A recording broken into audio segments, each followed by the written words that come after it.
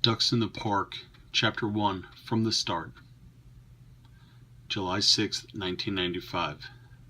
The digital alarm clock on top of the dusty television taunted me with its red, haunting glow. It was 2:34 a.m. It had been an ordinary Thursday, so I couldn't figure out what was keeping me up. Was it the "Change Your Life Before It's Too Late" brochure I received in the mail? Maybe it was the microwave burrito I had for dinner. Regardless, I kept questioning my life. At 21, I felt like the world was leaving me behind. Where was I going? What was I looking for? What was I looking to become? It's hard to make a comeback when you haven't been anywhere. I'd seen very little outside of Coldwater, Kentucky. I felt like I was stuck in a rut, and the rut was getting deeper. It was swallowing me. I was dying.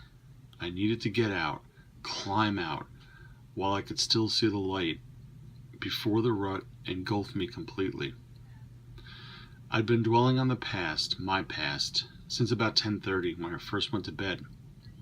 I'd thought about high school and how I never went to college because my father needed me on the farm. I was thinking of how I could never keep a girlfriend, and why that was a relief to me. The back of my neck was getting sweaty, so I turned the pillow over. Just as I got comfortable, an answer to my question came to me. People. That was it. I was apprehensive of people. Apprehensive because most of my life I'd been isolated on my father's farm and never had to deal with anyone. I confess I liked it that way. I was happy. At least I thought I was. The theory itself was untrue. It was more of an insight into the answer, but definitely not the answer. I wasn't a timid individual or cautious of any one person. I had friends and they didn't bother me, though I hated being crowded by them. I liked my space. Conceivably, I detested being attached or obligated to anyone or anything. The time had come to take action and leave the nest. The thought of having to face new people excited me. I sat up, thinking about the future and how much I wanted to face it head on. I wanted to leave my home behind and find new atmosphere. I wanted to meet new people and perhaps a new me on my terms. The rooster crowed his good morning to the world as the sun came up. I had evaluated my life. I was tired of who I was. Before I can change my mind, I went to the bank and withdrew my savings. I had a good nest egg, most of which I had inherited. Outside the bank, I ran into my friend Dusty, who greeted me with a smile. "Hey dude, what's going on?"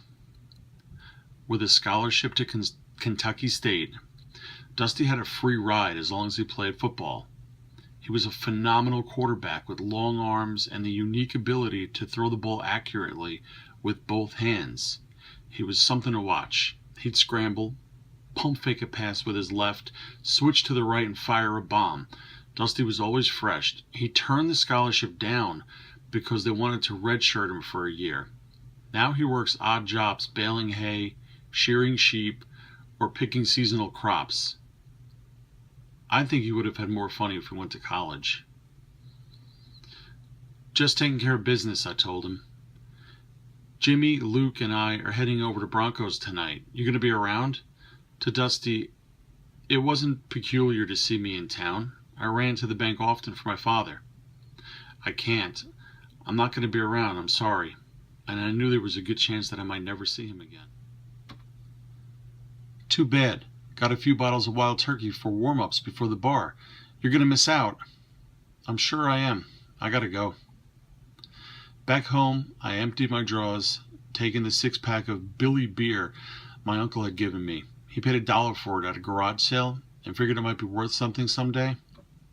I purchased a one-way coach ticket and headed to the Empire State, the city that never sleeps. I wanted a change from Coldwater, Kentucky, a change from its people and all its familiar places. I craved new experiences. I wanted to submerge myself in the madness of life.